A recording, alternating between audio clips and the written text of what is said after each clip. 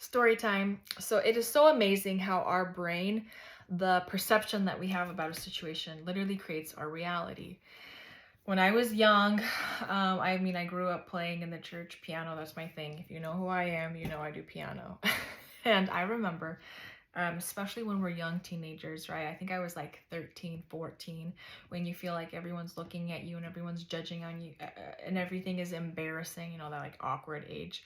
I remember I had this like goal when I was playing the piano to just start to be more into it, more relaxed, more free, like literally move my body around. It's kind of a form of a dance, I guess, instead of being just like rigid, right? Like I wanted to feel, I wanted to like exemplify my gifting in a natural way without drawing attention, right? There's that spotlight issue that teens have.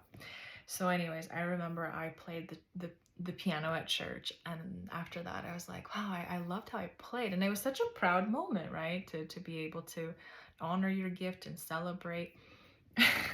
That same day after church, this younger guy comes up to me, like my brother's friend. So if I'm like 15, then let's say he's 13, and he was like, oh, nice job playing the piano, huh? You were so into it. And he just exaggerates, and he was like, yeah, you were just like super pushing in the keys. And I just like watched him, and I was like horrified.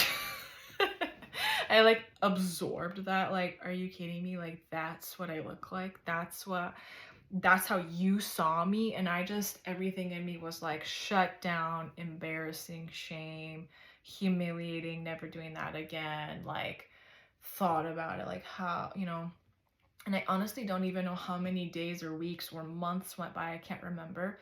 Where every time go up to play the piano, which was like every Sunday, I'd be like, do I move? Do I not? Like his words, his image, his everything was just frozen in my head. And it was hard because I don't want my whole life to be like dried up in terms of talents, because I'm afraid of what he just did and what other people think. So I was like in this conflict. Like I wanted to be free and I couldn't, and I had such a hard time. And so I just think about how oftentimes our perception is so mirrored by, again, perception. He said a comment and I perceived it as embarrassing, humiliating, right? And then I could not get out of that. Fast forward again a couple weeks or months or whatever later, and I was talking to him again. Naturally, it's church. And I made it was like a triggered comment response. Yeah, well, you told me I was playing like this, and, it was my insecurity, and I was kind of projecting that onto him. And this kid was like, what? What are you talking about? And I'm like, like, you kind of made fun of me.